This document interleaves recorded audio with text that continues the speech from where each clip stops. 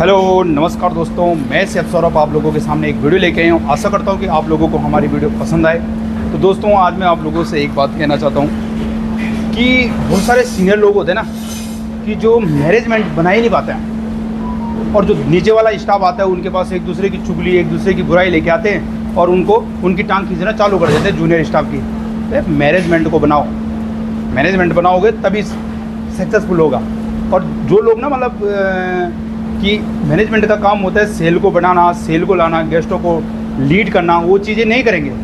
वो सिर्फ आलतू फालतू की चीज़ें करेंगे कि जूनियर स्टाफ क्या खा रहा है क्या नहीं खा रहा है, इन चीज़ों पे ध्यान देंगे। अरे ओनर ने लाखों करोड़ों रुपए लगा रखे हैं, आप सिर्फ गेस्टों पे ध्यान दो।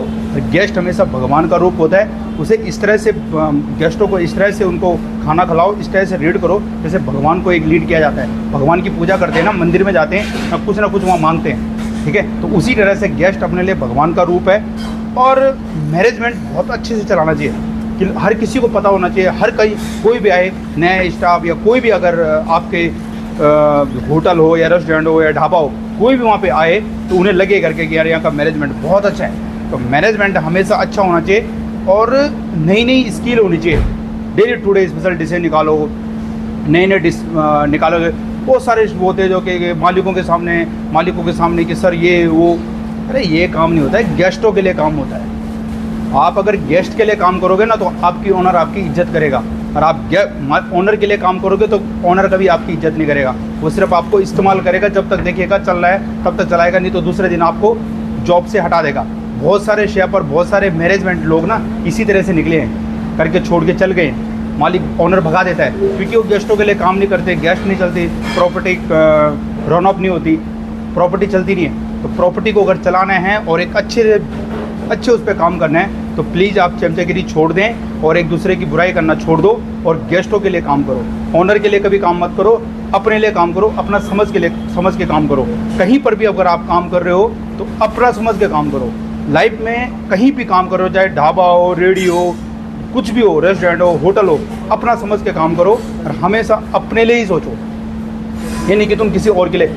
आप क्या कर रहे हो ये महत्वपूर्ण होता है, दूसरा क्या कर रहा है उसको छोड़ो। आप अगर परफेक्ट काम करोगे तो दुनिया आपकी सैल्यूट करेगी। और हमेशा दोस्तों मेरा बोलने का मतलब यही है, जहाँ पे आप काम करते हो ना तो अपना समझ के काम करो। अपना समझ के काम करोगे ना तो लाइफ में कभी तुम मार नहीं खा सकते हो। और हमेशा एक दूसरे की रिस्पेक्ट करो और अपने से जूनियर की रिस्पेक्ट करो। एक दूसरे की चमचागिरी मत करो। चमचागिरी बहुत बेकार है और ये बिल्कुल बंद होना चाहिए। चमचागिरी कोई शोभा नहीं देती। चमचागिरी बहुत बेकार है और चमचागिरी मत करो दोस्तों।